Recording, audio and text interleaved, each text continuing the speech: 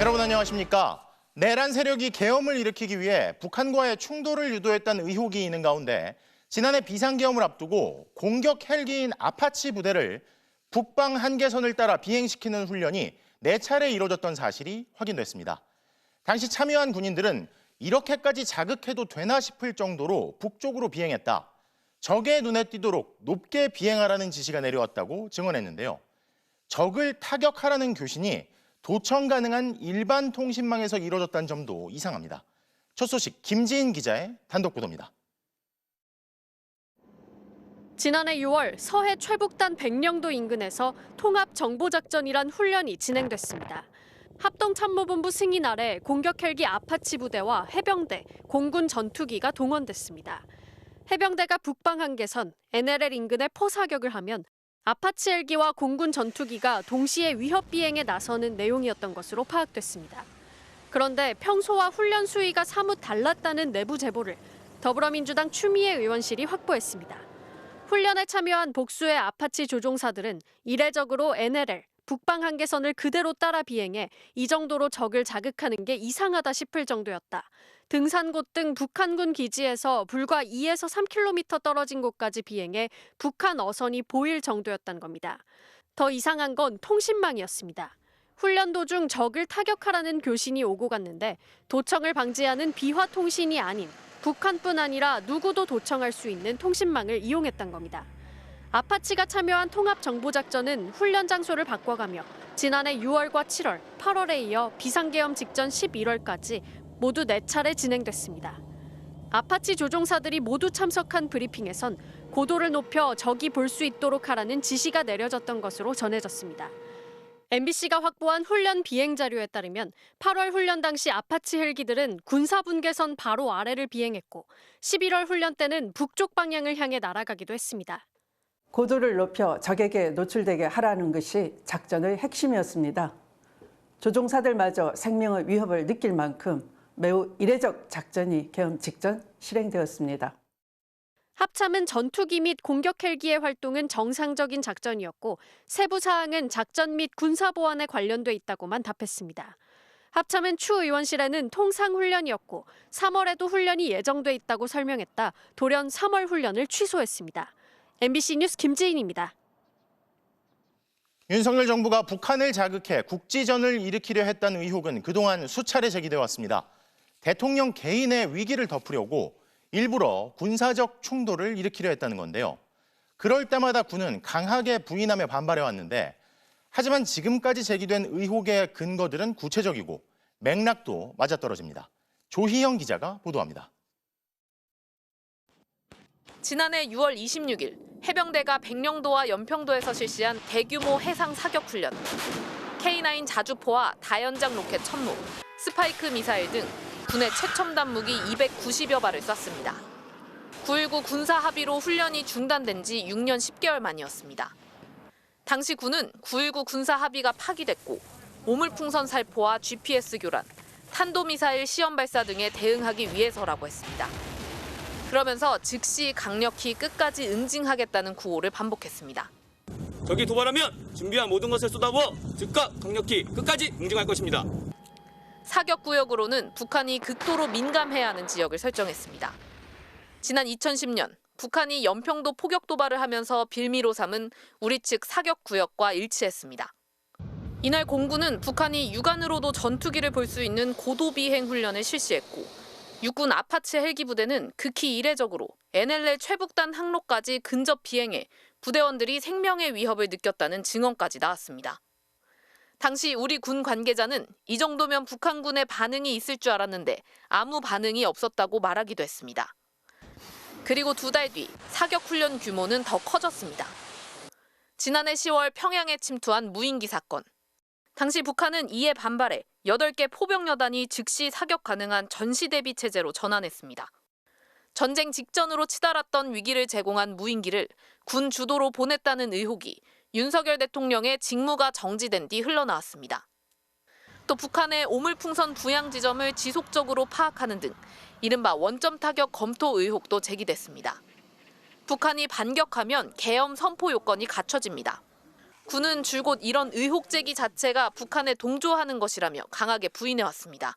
제 직을 걸고 말씀드립니다. 부품이라는 이런 얘기를 쓴다 그러면은 모든 것이 거기에 함몰될 수 있다 이런 생각입니다. 군의 이런 부인에도 불구하고 윤석열 정부가 전쟁을 유도하려 했다는 의혹은 다양하면서도 구체적이어서 수사를 통해서만 그 실체가 밝혀질 것으로 보입니다. MBC 뉴스 조희영입니다. 12.3 비상계엄의 2인자 김용현 전 국방장관의 내란죄 형사재판이 시작됐는데요. 오늘 이 전직 국방부 장관은 부하들의 증언이나 진술과 달리 정치인 체포 지시를 한 적 없다고 부인했습니다. 유서영 기자입니다. 내란 우두머리 혐의를 받는 윤석열 대통령과 함께 12.3 비상계엄을 공모한 혐의를 받는 김용현 전 국방장관. 이른바 햄버거집 회동으로 계엄을 미리 기획한 혐의를 받는 노상원 전 정보사령관과 김용군 예비역 대령의 첫 정식 재판이 시작됐습니다. 검찰이 먼저 약 1시간 동안 PPT로 이들의 내란 혐의를 밝혔습니다. 12.3 비상계엄을 모의하고 국회와 선관위 등의 군대를 보내 국헌 문란의 폭동을 일으켰다고 지적했습니다. 그러자 김 전 장관은 마이크를 잡고 거대 야당 패악질이 계엄 사유 명분을 제공했다고 주장하며 계엄의 책임을 야당에 돌렸습니다.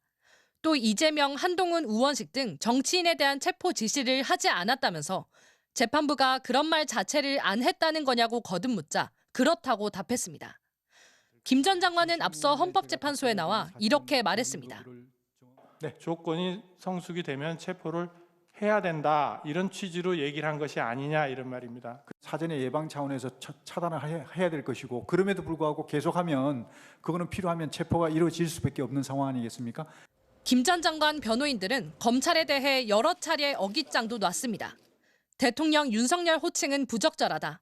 국가 원수인데 윤석열 대통령으로 바꾸어달라고 했고 계엄 배경이 거대 야당 때문인데 왜 이재명 민주당 대표는 언급하지 않냐며 검사를 제지해달라고 재판부에 요구했습니다. 오는 20일엔 조지호 경찰청장, 김봉식 전 서울청장 등 경찰 수뇌부에 대한 첫 정식 재판도 열립니다. 내란 우두머리 혐의를 받는 윤 대통령 재판도 같은 재판부에서 진행되고 있습니다. 윤 대통령 내란죄 재판은 오는 24일 마지막 공판 준비기일을 거쳐 다음 달부터 본격화될 걸로 보입니다. MBC 뉴스 유서영입니다. 윤 대통령에 대한 체포영장 집행 당시 김성훈 차장을 비롯한 경호처 수뇌부는 합법적인 영장 집행을 막으라고 지시했죠. 그런데 이러한 위법한 지시에 반발했던 간부 직원을 경호처가 해임 의결한 것으로 드러났습니다. 윤 대통령 석방으로 우려됐던 인사보복이 경호처에서 먼저 현실화된 가운데 경찰은 오늘 김 차장에 대한 4번째 구속영장을 신청했습니다. 검찰이 이번에도 가로막을까요? 홍익표 기자입니다.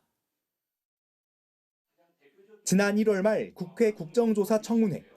대통령 경호처 경호 3부장이 가림막 뒤에서 윤석열 대통령의 체포영장 집행을 앞둔 경호처 내부 상황에 대해 증언했습니다.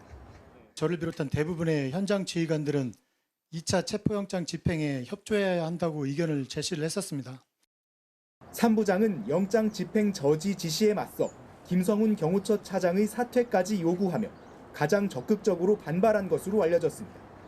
그런데 경호처가 징계위원회를 열고 업무상 비밀 유출을 이유로 경호 3부장에 대한 해임 조치를 의결했습니다.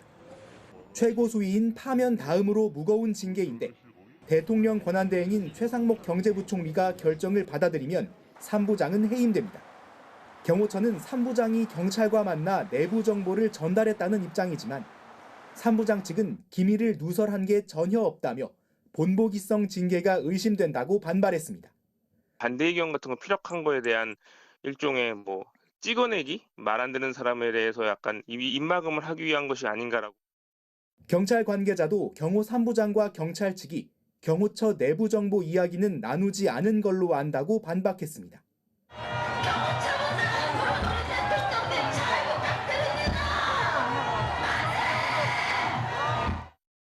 김성훈 경호처 차장은 지난 8일 석방되는 윤석열 대통령을 밀착 경호하면서 존재감을 과시한 바 있습니다. 많이들 놀라고 동요했다고 합니다. 지도부의 의견에 반대하거나 저항하는 입장을 보일 경우에는 이런 식으로 해임될 수 있다라는 것. 위법한 명령을 내린 자가 이를 거부한 공무원을 해임하는 기막힌 일이 벌어지고 있다는 비판까지 나온 가운데 경찰은 윤 대통령 체포 방해 혐의를 받는 김성훈 차장에 대해 4번째로 구속영장을 다시 신청했습니다. MBC 뉴스 송희표입니다. 자, 이런 가운데 윤 대통령 탄핵 심판의 핵심 증인을 회유하려는 시도가 새롭게 확인됐습니다. 곽종근 전 특전사령관의 육사 동기인 한 변호사가 곽 전 사령관의 아내에게 수차례 접촉을 시도한 사실이 드러난 건데요. 대통령 구속 취소로 분위기가 바뀌었고 도움을 주려는데 왜 거절하냐며 민주당에 협박당하고 이용당했다고 밝혀보면 어떠냐. 나중에 땅을 치며 후회할 거다와 같은 회유와 압박을 했다고 합니다. 먼저 박솔립 기자의 단독 보도입니다. 곽종근 전 특전사령관의 육군사관학교 47기 동기인 배모 변호사.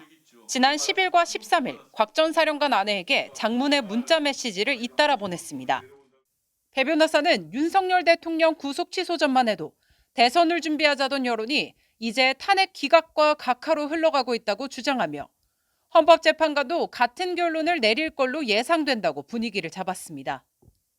그러면서 곽 전 사령관의 지금 같은 태도는 본인에게 치명적일 것이라며 민주당이 보호해 줄 거라고 믿는다면 나중에 땅을 치며 후회할 것이라고 했습니다. 황교안 전 국무총리의 무료 변론을 언급하면서는 자유우파에서 도움을 주려 하는데 왜 거절하느냐고도 했습니다. 그러면서 본심을 꺼냅니다. 김병주 의원 등 민주당에 협박 이용당했다. 민주당 요구에 따라 한 진술은 전부 탄핵몰이, 내란몰이를 위한 것으로 사실이 아니라고 당당히 밝혀보는 게 어떠냐는 겁니다. 곽 전 사령관 아내가 더 이상 연락하지 말라고 하자 배 변호사는 지난 13일에는 전화를 걸어왔습니다. 다 같이 살 수 있는 길이 있는데 제가 그래서 이제 다 같이 살고 이런 표현을 이제 드린 건데 다 같이 살 수 있는 곽 전 사령관 측은 배 변호사가 지난 1월 초에도 비슷한 내용의 회유 시도를 했었다고 MBC에 밝혔습니다. 배 변호사는 MBC와 통화에서 동기생이라 연락을 한 것이고 다른 의도는 없다면서 회유 의혹을 부인했습니다. 또 동기들, 친구들, 누구든 어려운 소식이 들리고 법률적으로 필요할 때 상담, 소송 등 도움을 주던 입장이라 특별한 건 없다고 했습니다. MBC 뉴스 박솔립입니다. 이렇게 끈질긴 압박과 회유는 그러나 결국 실패로 돌아갔습니다. 곽 전 사령관의 아내가 잘못한 건 벌을 받아야 한다.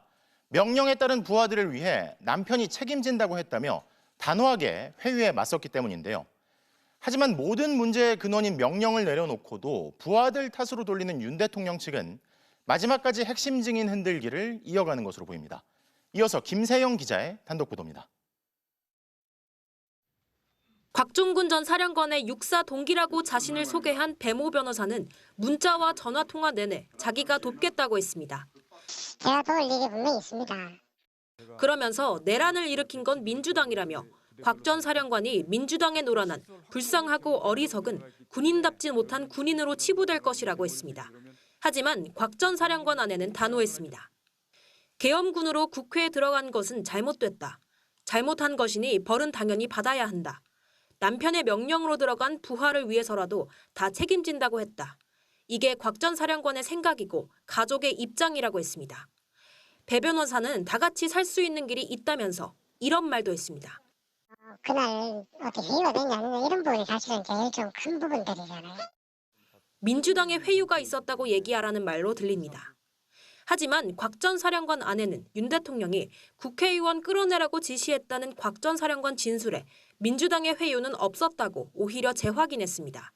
그는 남편 스스로의 결심이라면서 남편은 누구한테 회유당하고 그럴 사람도 아니라고 강조했습니다. 또 나중에라도 떳떳하고 싶다. 죽어서라도 거짓말 안 하고 올바르게 했다는 거 그대로 갈 것이다라고 했습니다.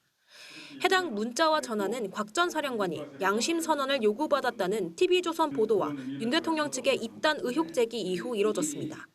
곽 전 사령관 측은 고교 동기들 여럿이 솔직하게 양심 선언을 빨리 해야 한다고 조언한 걸 야당이 한 것처럼 둔갑시켰다며 강하게 반발한 바 있습니다. 곽 전 사령관 진술을 공격해왔던 윤 대통령 측과 국민의힘, 보수 진영 인사들의 곽종근 흔들기가 탄핵 심판 선고가 임박한 지금까지도 이어지고 있습니다. MBC 뉴스 김세영입니다. 윤석열 대통령 탄핵 심판 선고일은 오늘도 확정되지 않았습니다. 헌법재판소로 가보겠습니다. 김현지 기자, 역대 대통령 탄핵 심판 사건 가운데 결론을 내는데 가장 오래 걸린 사건이 됐네요. 네, 오늘도 헌법재판관들은 8명 전원이 참석한 평일을 이어갔습니다. 국회가 윤석열 대통령 탄핵소추안을 가결한 지 오늘로 94일째가 됐고요. 탄핵심판 변론이 종결된 지도 내일이면 3주가 됩니다. 역대 대통령 탄핵심판 사건 가운데 가장 오래 걸린 재판으로 기록되면서 선고가 이번 주는 넘기지 않을 거라는 관측이 지배적입니다. 하지만 헌재는 오늘도 선고일을 공지하지 않았습니다. 일단 내일은 오후 2시에 박성재 법무부 장관 탄핵 사건 변론 기일이 예정돼 있습니다. 그러면 남은 날짜는 이번 주 수목 금요일입니다. 노무현 박근혜 두 전직 대통령 탄핵 심판 전례를 비춰보면 금요일 오전 가능성이 유력하게 거론되고 있습니다. 주말 직전에 선고해야 냉각기를 가질 수 있어 사회적 관심이 집중되는 사건은 통상 금요일을 선호한다고 합니다. 네, 말씀하신 대로 이번 주 후반쯤 선고를 하게 된다면 지금쯤 재판관들은 어떤 과정을 진행 중일까요? 네, 재판관들 평의 내용은 보안이 철통 같습니다. 저희도 재판관들이 지금쯤은 어떤 걸 고민할지 궁금해서 전직 헌법재판관 몇 명에게 물어봤습니다. 한 전직 재판관은 헌법연구관들이 만든 결정문 초안을 두고 헌법과 법률에 위반되는지 또 얼마나 중대한 위반인지 의견을 내고 논의를 거듭하고 있을 거라고 했습니다. 또 다른 전직 재판관은 결론이 났어도 이렇게 중요한 사건에서는 사소한 오류가 있는지 글자 한자 다시 보고 정리하는 과정을 계속 반복한다고 했습니다. 또 마지막까지 전원일치 결정을 끌어내기 위해 소수 의견 재판관들이 있다면 토론과 설득 과정도 반복한다고 했습니다. 법조계에서는 비상계엄의 위헌성과 위법성이 뚜렷하다는 분석이 많지만 평의는 비공개가 원칙이라 그 내용도 철저하게 가려져 있는데요. 평의 내용을 누설하는 재판관은 탄핵되거나 공무상 기밀 누설죄로 형사 책임도 질 수 있어 선고 순간까지 결론은 베일에 쌓여 있을 것으로 보입니다. 지금까지 헌법재판소에서 전해드렸습니다. 탄핵 선고가 예상보다 늦어지는 가운데 시민들은 대통령 석방 후 2주째 모여 즉각 파면을 촉구하고 있습니다. 집회 현장 연결합니다. 송구민 기자, 주말부터 날씨가 갑자기 쌀쌀해졌는데 현장 분위기는 어떻습니까? 예, 갑자기 찾아온 꽃샘 추위에 목도리를 두르고 손에는 핫팩을 든 채 시민들은 다시 한번 이곳 광화문에 모였습니다. K-팝을 들으면서 응원봉을 흔드는 모습은 여느 때처럼 축제 같은 분위기였습니다. 하지만 윤 대통령 파면을 촉구하는 시민들의 발언엔 간절함이 묻어납니다. 헌법재판소가 이번 주에는 파면 결정을 내려야 한다며 이제는 일상으로 돌아가게 해달라는 목소리가 많았습니다. 당장 나왔으면 좋겠습니다. 모든 국민들이 너무 아픈 상황이고 온 나라가 그리고 또 대외적으로도 이렇게 위급하고 불안할 수가 없습니다. 우리가 할 수 있는 걸 좀 최대한 내려놓고 가야 되겠다 싶어서 그냥 학교도 빼고 밥도 굶어 보자 싶어서 그냥 단식 농성을 좀 하게 된 것 같아요. 종교계와 여성단체 등은 긴급 시국 선언에 나서 늦어지는 선고에 국민 걱정이 커지고 있다며 빠른 파면을 촉구했습니다. 100일이 넘게 서울뿐만 아니라 전국 방방곡곡에서 시민들이 헌법재판소를 향해 외치고 있다. 이제는 헌법재판소가 바로 응답해야 할 시간이다. 대학생 연합단체는 선고가 계속 미뤄지면 삼보 1배를 하겠다고 밝혔고 교수 연구자 단체들도 나서서 조속한 윤 대통령 파면을 거듭 촉구했습니다. 대한민국이 민주주의 국가로 존속할 것인지 아니면 권위주의적 퇴행의 길로 들어설 것인지 결정하는 분수령이 될 것입니다. 시민단체 비상행동 소속 15명 등이 열흘째 단식을 이어가면서 의료진이 단식 중단을 권고하기도 했습니다. 헌재 앞은 오늘도 보수단체와 극우 유튜버들이 모여 경찰과 대치하며 긴장감이 감돌았는데요.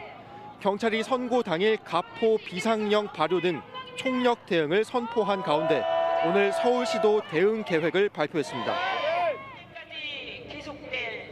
선고일엔 3호선 안국역을 완전히 폐쇄하고 그 외 다른 주요 역사와 인파 밀집 지역에 소방당국 등과 협조해서 1,300여 명의 인력을 투입해 안전관리에 나서겠다는 방침입니다. 지금까지 광화문 집회 현장에서 전해드렸습니다. 윤석열 대통령 파면을 촉구하는 목소리는 전국 곳곳에서 더 거세지고 있는데요. 대학생들이 한자리에 모여 헌재 판결은 민주주의를 지킬 마지막 보루라며 목소리를 높였습니다. 박은지 기자입니다.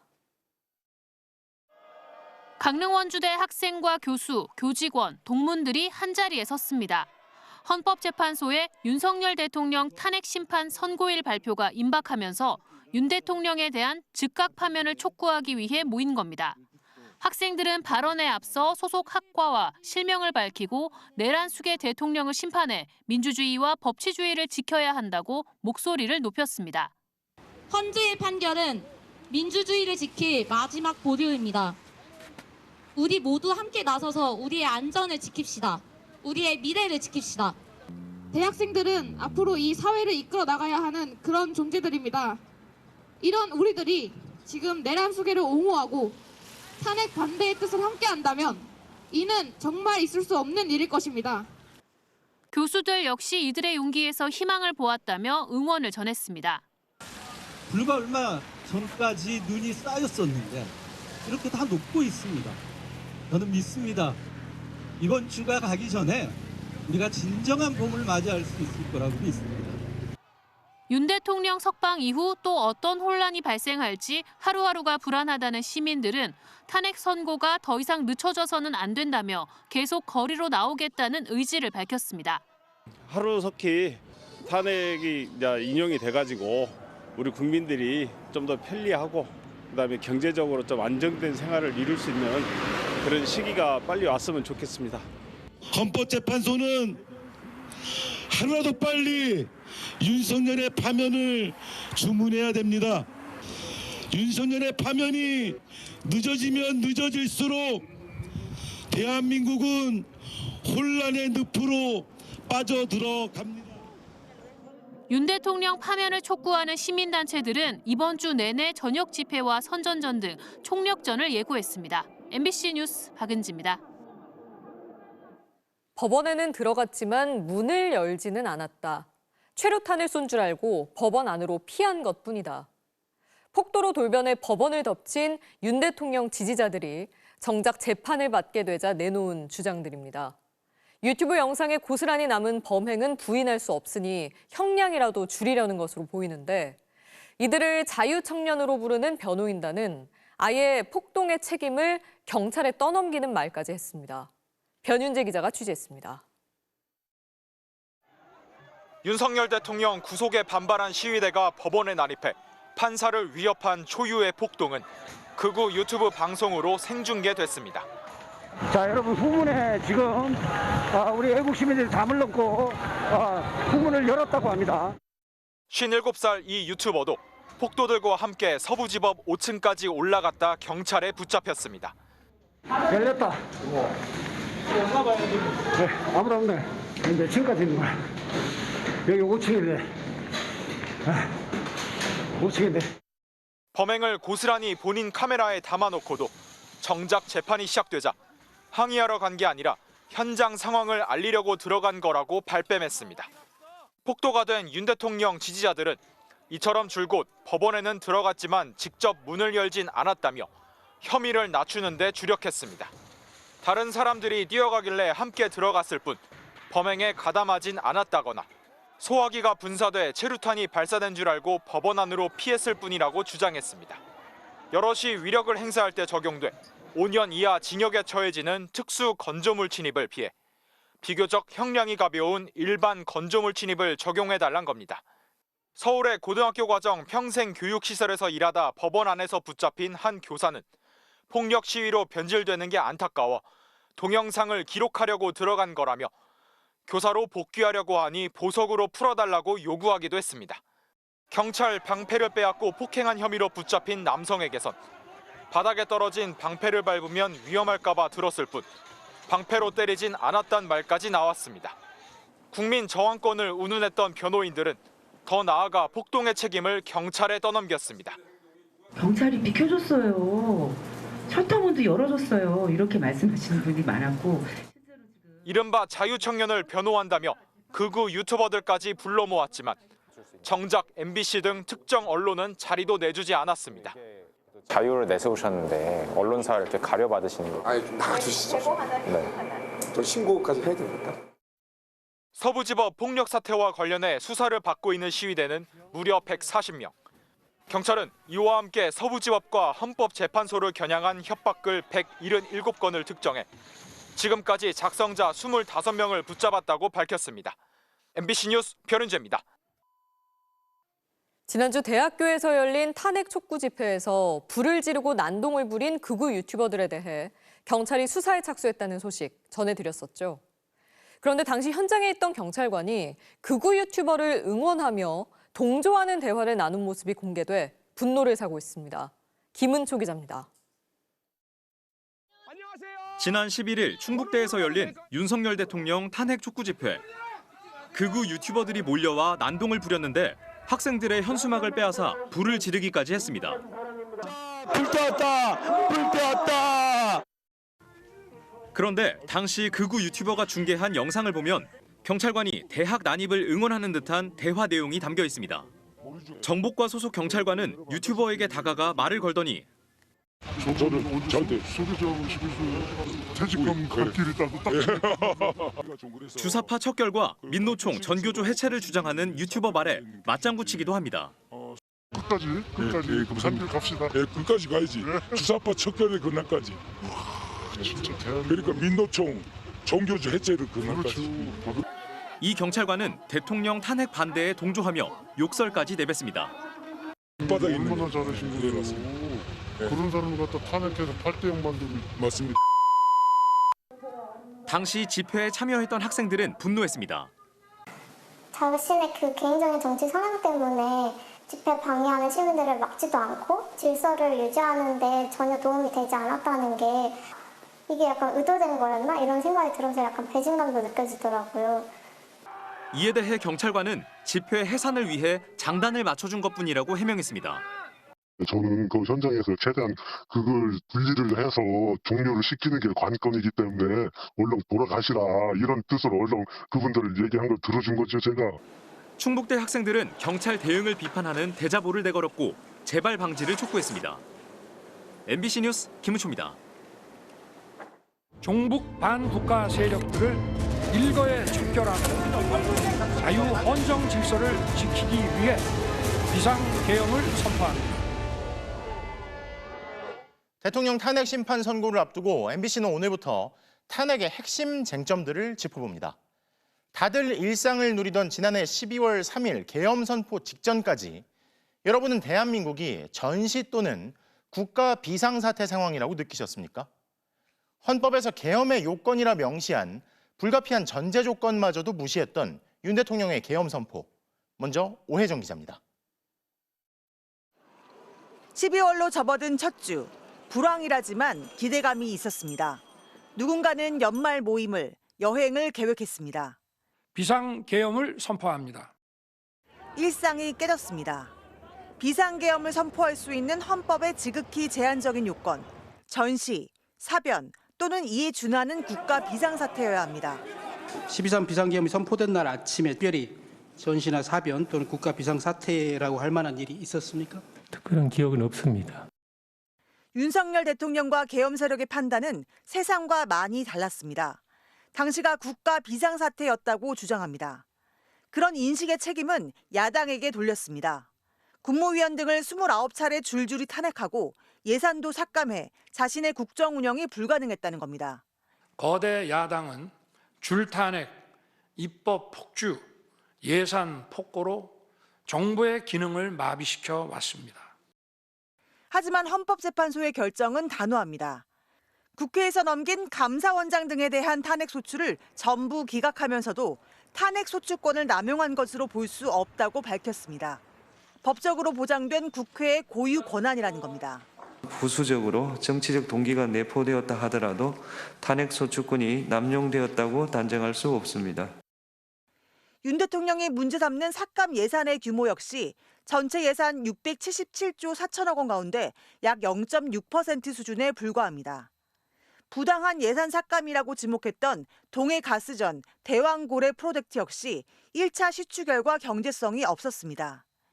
오히려 나라를 뜻밖의 비상사태로 내몬 건 계엄 선포 그 자체였습니다. 최측근 국무위원들마저 당황한 채 윤 대통령을 뜯어 말린 이유이기도 합니다. 최상목 권한대행조차 당시를 준전시 상태로 볼 수 없다고 진술한 것으로 알려졌습니다. 국가의 핵심을 흔들 수 있다고도 생각해서 만료하였습니다. 대외 신인도 국가의 핵심을 흔들 수 있다. 검사 시절 세상을 불법과 합법으로 가르는 데 능숙했던 윤 대통령. 정치적 반대자를 발라낼 정치적 수단으로 초헌법적 계엄령을 꺼내든 책임을 이제는 피하기 어렵게 됐습니다. MBC 뉴스 오혜정입니다. 그러면 절차적으로는 문제가 없었을까요?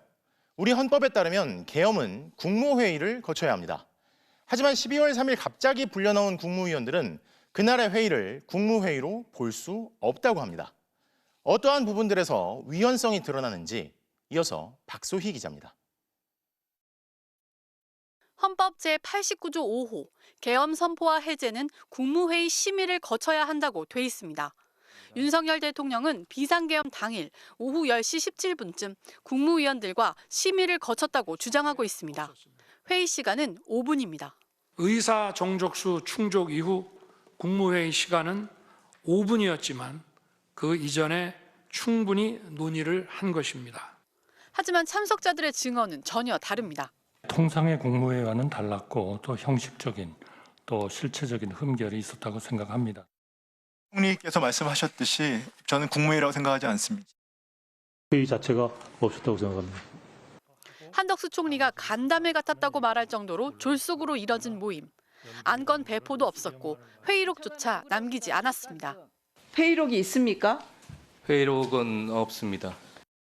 회의 계획, 안건 이렇게 하는 상황이 정상적으로 그렇게 진행된 게 아니고 헌법에 규정돼 있는 부서, 즉 행정서명 절차 역시 거치지 않았습니다. 지금 이 자리에 나와 앉아 계신 국무위원 중에서 부서한 사람 있으면 일어나 보세요. 없습니까? 국무회의가 있었다고 주장해온 이상민 전 행안부 장관의 발언에서도 절차적 하자가 드러납니다. 우영주 장관의 얘기를 들어보면 개회선언, 안건에 대한 설명, 폐회선언 등이 있어야 하는데 그 부분이 충족되지 않았다고 알고 있습니다. 이렇게 얘기를 하거든요. 개회선언은 당연히 없었고요.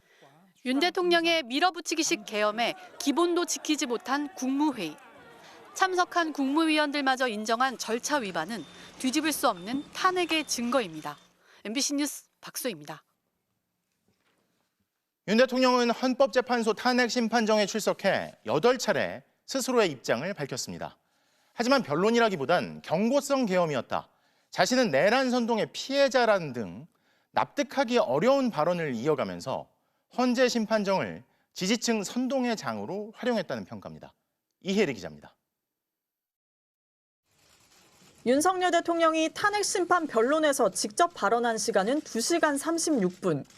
윤 대통령은 경고성, 평화적 계엄이라고 주장하는데 상당 시간을 할애했습니다. 2시간짜리 내란이라는 것이 있습니까? 국회가 그만두라 한다고 바로 병력을 철수하고 그만두는 그런 내란을 보셨습니까? 하지만 국회 무력화 시도를 하고 정치인 체포 지시가 있었다는 증언이 윤 대통령 앞에서 이어졌습니다. 증인한테 데리고 나오라고 지시한 대상이 국회의사당 안에 있는 국회의원들 맞죠? 정확히 맞습니다. 이재명, 우원식, 한동훈, 김민석, 김어준, 조국, 박찬대, 정청래, 김명수, 권순일, 김민웅.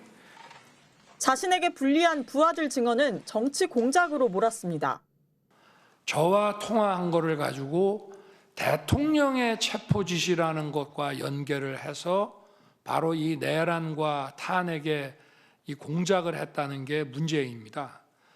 계엄 선포 전 국무회의에 형식적, 실체적 흠결이 있었다는 한덕수 국무총리 증언에 국무회의 할 게 아니면 그날 밤 국무위원이 대통령실에 온 이유가 뭐냐고 반문했고 선관위에 군 투입을 지시한 건 인정하면서도 시스템 점검 차원이었다고 의미를 축소했습니다.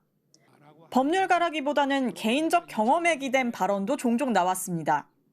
홍장원 1차장 목소리가 저도 반주를 즐기는 편이기 때문에 딱 제가 보니까 벌써 술을 마셨어요. 탄핵 심판 결과에 대한 승복 약속도 없었습니다. 최후 진술에서는 탄핵이 필요하다는 국민들을 선동당하는 집단으로 깎아내렸습니다.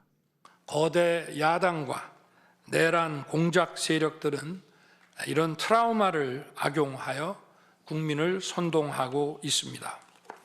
헌재 심판정을 극렬 지지자 결집을 위한 정치 선동의 장으로 활용했다는 평가가 나옵니다. MBC 뉴스 이혜리입니다. 내란 사태 이후 외국에서 보는 한국 사회에 대한 평가가 급격히 추락하고 있습니다.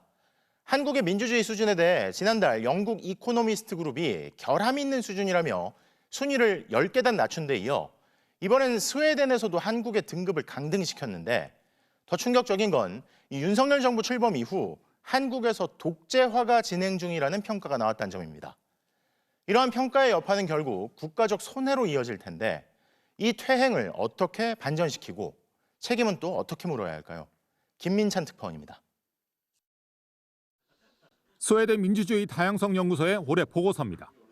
탄핵 촉구 집회 사진과 함께 한국의 민주주의가 크게 후퇴했다고 평가했습니다. 한국은 지난해까지는 가장 높은 수준의 민주주의인 자유민주주의 국가에 포함됐습니다. 하지만 1년 만에 한 단계 아래인 선거민주주의로 강등됐습니다. 선거민주주의, 즉 선거와 참정권, 표현의 자유까지는 보장되지만 자유민주주의에 해당하는 행정부에 대한 사법, 입법적 통제와 법 앞의 평등이 한국에서는 보장되지 않는다고 평가했습니다. 더욱 충격적인 것은 한국을 독재화가 진행 중이라고 평가한 부분입니다. 한국을 벨턴, 독재화 국가, 민주화가 이루어졌지만 오래가지 못하고 5년 이내에 다시 독재화가 진행 중인 국가에 포함시켰습니다. 그러면서 그 이유로 윤석열 대통령이 집권한 뒤 권력을 남용하는 모습을 보인 점을 들었습니다. 과거 정부 인사에 대한 탄압과 여성가족부 폐지 추진 등 성평등 침해가 한국 민주주의 하락으로 이어졌다고 적시했습니다. 보고서는 독재자들이 가장 선호하는 무기가 언론 검열이라며 미디어를 압박해 스스로 검열하게 만드는 전략을 구사하고 있다고 지적했습니다. 한국을 몰도바, 루마니아와 함께 미디어의 편향과 자체 검열이 더욱 심해지고 있다고 평가했습니다. 전체적인 순위도 추락했습니다. 윤석열 정부 출범 직전인 2022년에 17위였던 민주주의 종합 순위는 올해 41위로 기록됐습니다. 특히 정책에 대한 개방성, 야당이나 반대 진영과 논의를 얼마나 하는지 등을 평가하는 시민민주주의 지수는 48위로 추락했습니다. 한국의 민주주의가 퇴행하고 있다는 지적이 곳곳에서 이어지고 있습니다. 과연 이 위기를 어떻게 극복할 것인지 우리의 선택을 세계가 지켜보고 있습니다. 베를린에서 MBC 뉴스 김민찬입니다. 윤 대통령이 풀려난 이후 정권 교체가 필요하다는 여론이 더 뚜렷해졌다는 조사 결과가 나왔습니다. 특히 중도층에서 정권 교체 여론이 더 분명해진 가운데 이 탄핵 심판 선고를 앞두고 여야가 주초부터 장외에서 여론 설득에 열을 올리고 있습니다. 고재민 기자가 보도합니다. 윤석열 대통령에 대한 헌법재판소의 탄핵 심판 결정이 임박한 가운데 야권이 정권을 교체해야 한다는 의견이 여당의 정권 연장론을 큰 폭으로 앞선다는 여론조사 결과가 나왔습니다. 리얼미터가 지난 12일부터 14일까지 전국 만 18세 이상 성인 1,510명을 대상으로 조사한 결과 정권 교체로는 55%를 넘겼고 정권 연장로는 40%로 떨어지면서 격차가 15.5%포인트 벌어졌습니다. 특히 중도층에서는 정권 교체론이 정권 연장론을 2배 이상 웃도는 것으로 나타났습니다. 정권 교체론에 힘이 실리면서 더불어민주당은 막판 장외 공세에 총력을 집중하고 있습니다.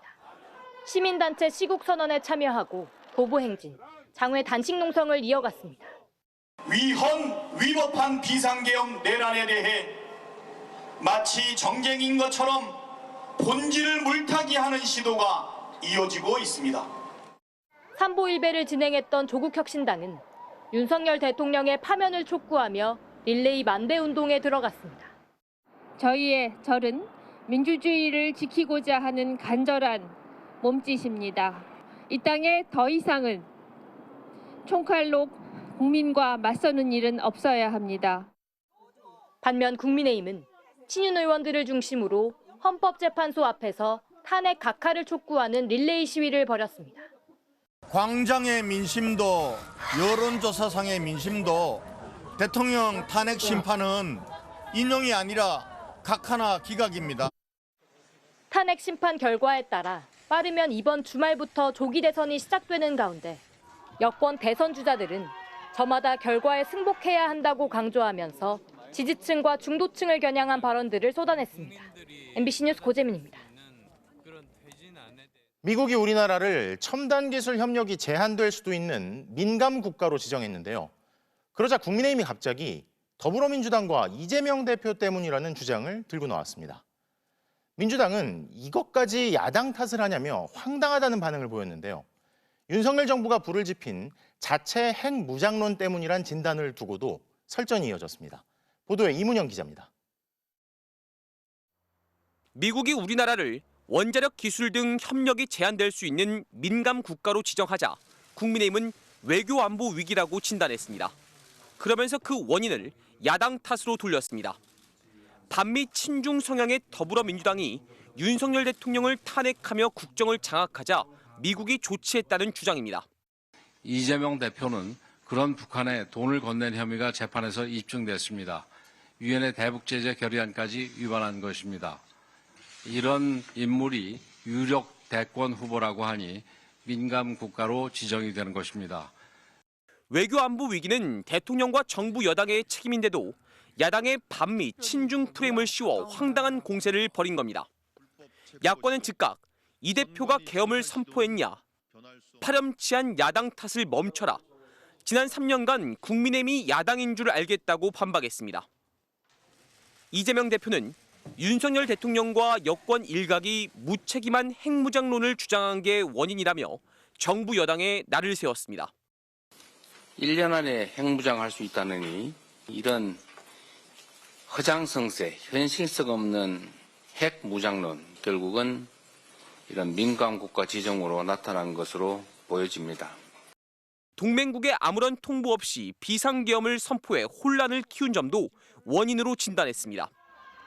이재명 대표의 핵무장론 비판에 보수 진영 주자들은 핵 잠재력 보유는 안보를 위해 필요하다. 북한의 선의에 기대해 핵무장을 포기하면 지도자 자격이 없다고 맞받았습니다. 미국이 이유를 전혀 밝히지 않으면서 정부도 정치권도 혼란스러운 모습인데 다만 미국을 설득해 철회시켜야 한다는 데는 여야 모두 공감하고 있습니다. 민주당은 미국의 민감국가 지정 철회를 요구하는 결의안을 제안했고 국민의힘도 초당적 대응에 동참하겠다고 답했습니다. MBC 뉴스 이문현입니다. 상임위원 수가 정원의 절반도 안 되는 2명뿐인 방송통신위원회. 요즘에는 EBS 사장 선임 절차를 밟고 있죠. 이미 여러 판결에서 위법성이 지적된 문제의 2인 의결을 강행한다는 뜻인데요. 급기야 현 EBS 사장도 반기를 들었습니다. 방통위가 차기 사장을 선임하면 곧바로 법적 대응에 나설 뜻을 밝혔습니다. 이용주 기자가 단독 취재했습니다. 전 사원에게 실시간 공개되는 EBS 사장 주재 확대 간부회의. 김유열 EBS 사장은 오늘 열린 회의에서 준비해온 입장문을 꺼내 읽었습니다.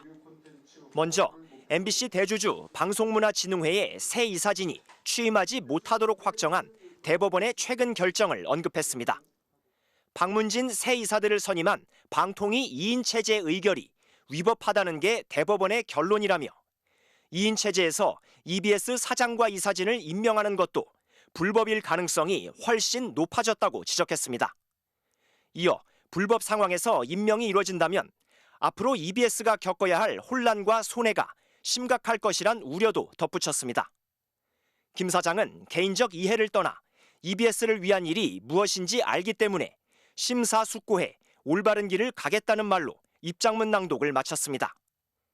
이례적인 작심 발언의 배경과 의미를 놓고 해석이 분분했지만 의문은 금세 풀렸습니다.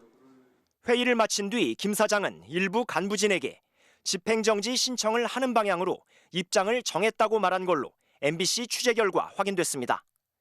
그간 방통위 2인 의결의 위법성에 대해 박문진과 KBS 이사 등이 여러 소송을 냈지만 공영방송 사장이 직접 반기를 든 건 처음입니다.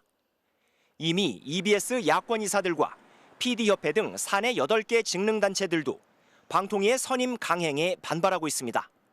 불법적인 사장 선임으로 인해 가지고 EBS 이미지가 훼손되거나 무너진다면 얼마나 EBS의 가치 훼손이 될 건지도 김 사장은 잘 알고 있을 겁니다.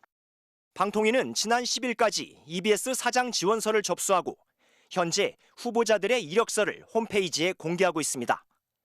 이후 선임 일정은 정해지지 않았지만 최종 의결 전부터 또다시 2인 의결의 위법성 논란을 자초하고 있습니다. EBS 사장의 소송 방침에 대한 입장을 묻는 MBC의 질의에 방통위는 특별한 입장이 없다고 답했습니다. MBC 뉴스 이용주입니다. 이제 아예 가족과 똑같은 전화번호로 돈을 뜯어내는 신종 보이스피싱 수법이 등장했습니다. 지금까지는 모르는 번호로 온 전화를 받았다가 사칭에 넘어가는 시기였는데 발신번호 조작까지 범죄가 진화한 겁니다. 정한솔 기자가 단독 취재했습니다. 지난달 19일 65살 박모 씨에게 한 통의 전화가 걸려왔습니다. 전화 화면엔 분명 아들 번호에 발신자도 아들로 돼 있었는데 뭔가 평소 아들과는 달랐습니다. 아빠 내 지금 큰일 났어. 왜?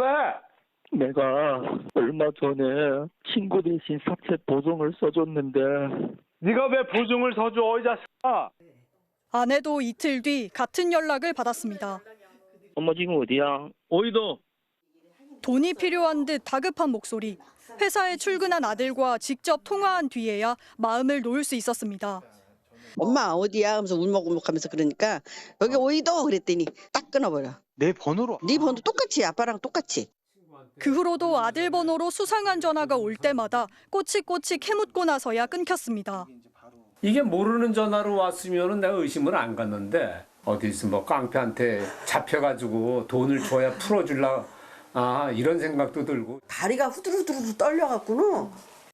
이런 지인 사칭형 보이스피싱은 통상 해킹 등을 통해 전화번호부를 입수한 뒤 발신번호를 조작해 지인인 척 전화하는 수법을 씁니다. 조작된 국제전화, 인터넷 전화번호라도 스마트폰에선 뒷자리만 맞으면 등록된 이름이 뜨는 걸 악용한 겁니다. 이를 막기 위해 재작년 국제전화는 안내 음성에 식별번호도 뜨는 대책이 도입됐습니다. 그런데 방 씨 가족에게 걸려온 전화에는 안내도 표시도 전혀 뜨지 않았습니다.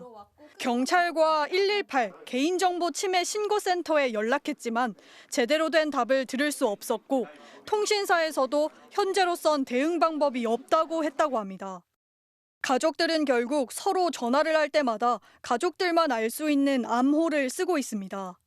우리 옛날에 강아지를 키웠거든요. 네. 강아지 이름이 뭐냐? 이제 이런 식으로 식구들만 알 수 있는 거를. 경찰은 국제전화 식별번호 없이 완전히 똑같은 번호를 사용한 보이스피싱은 이번이 처음이라고 밝혔습니다. 경찰은 무언가 악성 코드에 휴대전화가 감염돼 저장된 번호가 노출됐을 수 있다고 보고 방 씨 가족의 통화 내역을 분석하면서 출처를 알 수 없는 인터넷 링크나 문자 메시지는 누르지 말라고 거듭 당부했습니다. MBC 뉴스 정하솔입니다. 경제협력개발기구 OECD가 올해 우리나라 경제 성장률을 1.5%로 전망했습니다. 불과 석 달 사이에 0.6%포인트가 떨어진 건데요. 우리나라의 경우 특히 정치적 불확실성이 성장률을 끌어내리고 있다는 지적이 나옵니다. 김건휘 기자입니다. OECD가 올해 우리나라 경제 성장률 전망치를 1%대로 내렸습니다. 지난해 9월 2.2%, 12월에는 2.1%로 2%를 넘었지만 불과 석 달 만에 1.5%로 0.6%포인트나 떨어졌습니다. 같은 기간 세계 경제 성장률 전망치도 평균 3.3%에서 3.1%로 0.2%포인트 내렸습니다. OECD는 세계 경제 성장이 높아진 무역 장벽과 불확실성으로 인해 증가세가 완만해질 것이라고 설명했습니다. 앞서 지난달 KDI와 한국은행이 잇따라 1.6%, 1.5% 전망치를 내놓은 데 이어 OECD마저 1.5%로 전망치를 내리면서 1%대 성장이 기정사실화되고 있습니다. 한국은행은 저성장 국면이 이어질 수 있다는 우려를 내놓기도 했습니다. 내년도 성장률 1.8%가 되면 받아들여야 된다고 생각합니다. 그리고 그것이 우리 실력이라고 생각하고 전문가들은 관세 장벽과 지정학적인 요소에 더해 내란 사태로 인한 정치적 불안이 우리 경제 성장의 발목을 잡고 있다고 보고 있습니다. 다소 낙관적으로 가정 또는 전제가 되었을 가능성이 있고 계엄과 탄핵과 같은 국내 정치적인 상황의 효과를 반영했다라고 하면은 한국은행은 관세 전쟁이 심화될 경우 우리나라도 올해와 내년 경제 성장률이 1.4%에 그칠 거라고 전망했습니다. MBC 뉴스 김건희입니다. 고물가에 경기 침체까지 겹치면서 이른바 생계형 범죄가 잇따르고 있습니다. 얼마 전엔 암 투병 중인 자녀에게 주려고 소고기 한 팩을 훔친 여성이 붙잡히기도 했는데요. 생활고가 절도로까지 이어지고 있는 겁니다. 보도에 이민영 기자입니다. 지난해 11월 창원 진해의 한 마트. 78살 노인이 한 개 2,000원짜리 단팥빵 2개를 훔치다 경찰에 붙잡혔습니다. 10년 전부터 뇌경색을 알아온 이 노인은 아내와 단둘이 지내우며 생활고를 겪은 것으로 전해졌습니다. 지난 1월 창원 진해에선 77세 여성이 빌라 복도에 놓여있던 옷가방 3개를 유모차에 실어 훔쳤습니다. 버린 물건인 줄 알고 고물상에 팔아 생활비를 마련하려고 주워온 겁니다. 경찰은 이들이 생활고에 시달려왔고 동종 전과가 없는 점 등을 참작해 감경 처분을 내렸습니다. 혼자 거주하시든지 아니면 자녀와 단독으로 거주하시는 분들이라 경제적으로 좀 많이 힘든 분들입니다. 지난해 11월 창원 진해의 한 마트에선 50대 여성이 5만 원짜리 소고기 한 팩을 가방에 넣고 달아나다가 경찰에 붙잡혔습니다. 여성은 경찰 조사에서 암투병을 하는 자녀에게 먹이려고 고기를 훔쳤다고 진술했습니다. 경찰은 이 사건도 즉결 심판으로 감경했습니다. 일반 형사 절차와 똑같이 처리를 하게 되면 국민 법 감정에 부합하지 않는 경우가 종종 있습니다. 그리고 불필요한 전과자가 양산될 경우가 있기 때문에 고물가와 경기 침체까지 겹쳐 서민들의 살림살이가 팍팍해지면서 생계형 범죄가 잇따르고 있습니다. 검찰청 자료에 따르면 2023년 발생한 절도 범죄 10만여 건 중 생활비 마련으로 인한 건수가 13,000여 건에 달했습니다. 지난 2022년과 2021년을 비교해 볼 때 2배 가까이 늘어난 겁니다. 생계형 범죄를 미연에 방지할 수 있는 또는 재범을 방지할 수 있는 이런 사회복지 정책적 측면의 노력도 필요한데요. 일자리에 참여할 수 있는 일자리 소개 알선이라든가. 경찰은 생계형 절도 범죄의 경우 딱한 사정을 듣고 피해를 입은 쪽에서 신고하지 않는 경우도 많다며 생활고에 따른 절도는 실제 신고 건수보다 더 많을 거라고 덧붙였습니다. MBC 뉴스 이민영입니다. 봄 기운이 완연해지는 듯 하더니 갑자기 기온이 5도 이상 뚝 떨어지며 꽃샘추위가 찾아왔습니다. 오늘 밤부터 내일까지 전국에 천둥과 돌풍을 동반한 많은 눈도 내리겠습니다. 차현진 기자입니다. 서울 한복판에 봄의 시작을 알리는 산수유꽃이 폈습니다. 만발한 장수 말리화가 지나가는 사람들의 시선을 사로잡습니다. 하지만 사람들의 옷차림은 다시 겨울로 돌아갔습니다. 두꺼운 외투는 물론 목도리와 장갑, 털모자까지 챙겨 입었습니다. 지난주까지만 해도 상당히 따뜻해서 봄옷으로 갈아입었었는데 이분이 건강한 양반인데 목도리도 하셨지, 모자도 쓰셨지, 많은 장갑 끼었지. 오늘 서울의 아침 최저 기온은 영하 1.3도, 하루 만에 6도가량이 뚝 떨어졌습니다. 강원 설악산 영하 11도, 파주 영하 5.7도, 세종도 영하 1.4도를 기록하는 등 전국이 평년 기온을 5도 이상 밑도는 추운 날씨를 보였습니다. 내일은 꽃샘추위와 함께 눈 소식도 있습니다. 북쪽에서 내려온 찬 공기가 서해 하층의 따뜻한 공기와 만나면서 밤부터 수도권과 충남을 시작으로 전국에 많은 눈이 쏟아지겠습니다.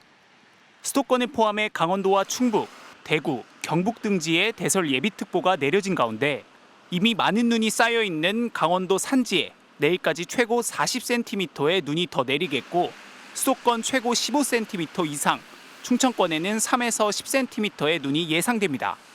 북극의 찬 공기가 우리나라 상공을 통과하며 지상의 저기압을 발달시켜 17일 밤부터 18일 사이 대부분 지역에 돌풍과 천둥, 번개를 동반한 강하고 많은 눈이 예상됩니다. 눈은 내일 오후 대부분 그치겠으며 추위는 모레까지 이어지다 목요일인 20일에 평년 기온을 회복하며 물러가겠습니다. MBC 뉴스 차현진입니다. 중국이 최근 드론으로 1톤 무게의 화물을 실어 나르는 비행에 성공했습니다. 지상으로부터 1000m 이내에서 드론 같은 저고도 비행체로 이뤄지는 경제활동을 저고도 경제라고 하는데요. 중국이 이 분야에서 성큼 앞서 나가고 있습니다. 베이징 이피리 특파원의 보도입니다. 중국 샨둥성의 한 활주로. 조종석에 창문이 없는 비행기 한 대가 하늘 위로 날아오릅니다. 사람이 타지 않은 무인 화물 드론입니다. 1톤의 짐을 싣고 1000km까지 비행할 수 있는 이 드론은 지난 주말 초도 비행에 성공했습니다. 此次首飞总时长26分钟，飞行状态稳定，各项数据表现很好，达到了理想。 특히 공중 투하 기능까지 갖춰 구조대가 미처 도착하기 힘든 재난 지역에 신속한 구호품 전달이 가능할 것으로 기대됩니다. 공공관리 영역에서도 드론의 역할이 확대되고 있습니다. 상수원의 수질 관리나 숲의 산불 감시는 사람이 하려면 몇 시간에서 며칠씩 걸리기 마련이지만 드론은 몇십 분이면 끝납니다. 空中的这个交警、空中的这个城管员，实际上这些空中角色的打造呢，就为我们整个县域的治理，那么实现了降本增效。 수직 이착륙이 가능한 항공기는 사람의 이동 방식도 바꿔놓고 있습니다. 전통적인 활주로가 필요하지 않고 혼잡한 도로를 이용하지 않아 시간과 연료 소모를 줄일 수 있는 겁니다. 중국 정부는 전략적으로 이 같은 저고도 경제를 육성하고 있습니다. 이 분야에서도 미국과 패권을 다투고 있는데 미국의 제재에도 불구하고 기술 자립을 이뤄냈다는 평가가 나옵니다. 低空经济迎风起势，展翅飞翔，将成为经济增长的新引擎，激活消费新业态。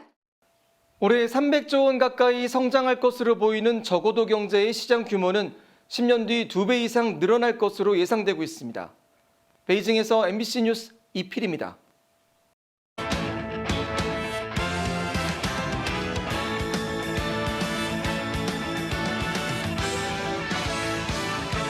월요일 밤 스포츠 뉴스입니다.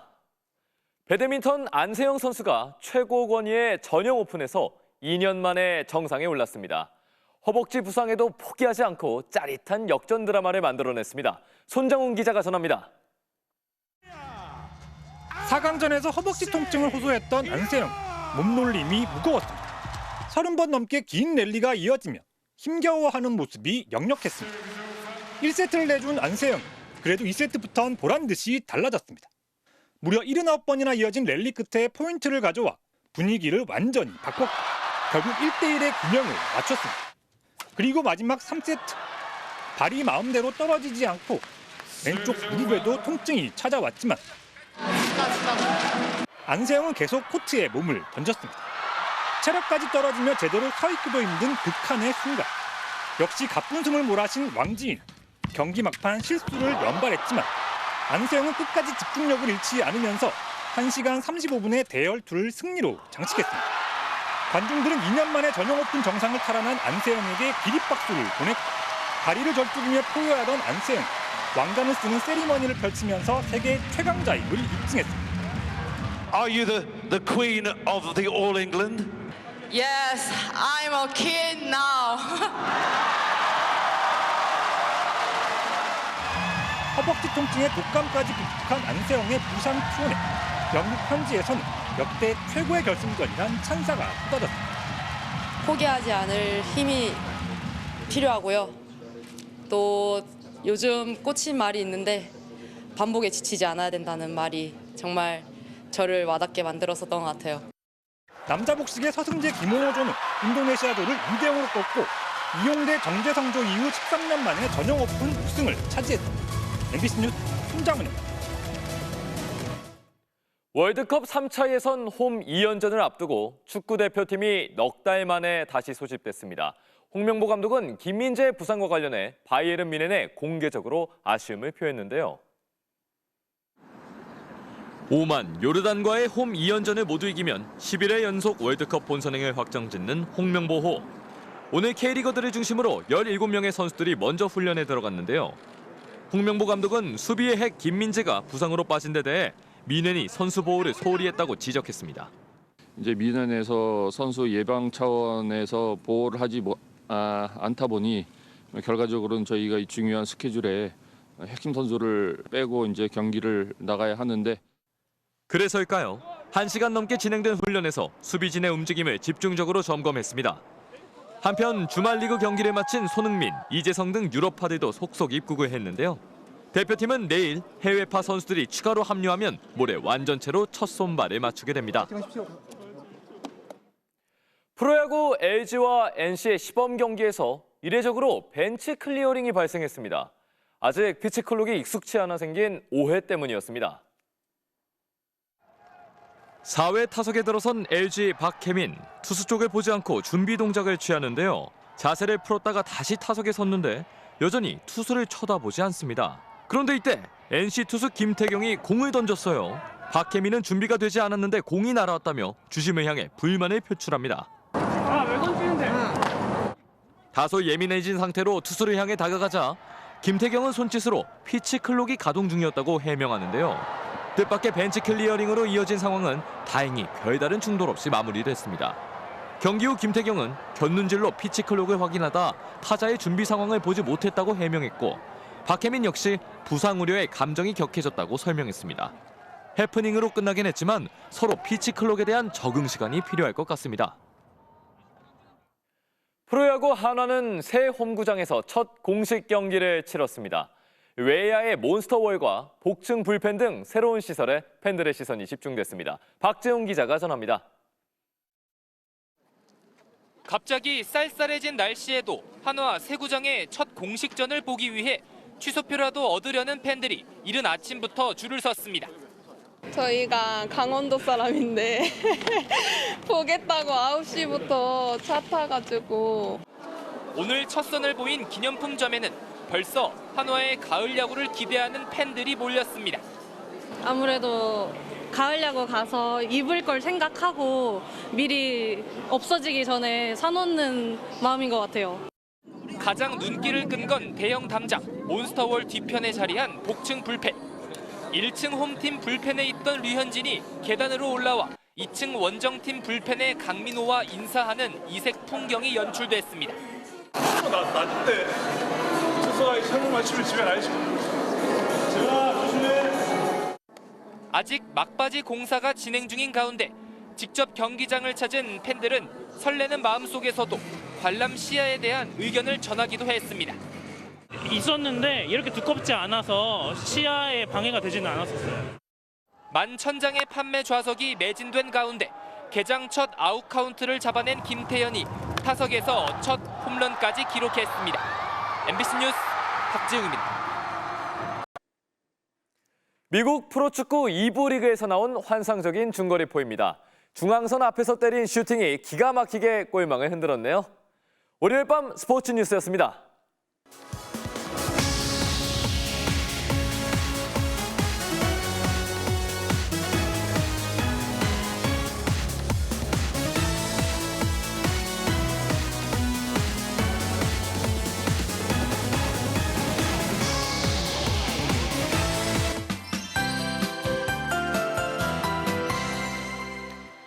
중순인데 강원도에 많은 눈이 쏟아졌습니다. 강원 산지는 마치 한겨울로 돌아간 것 같습니다.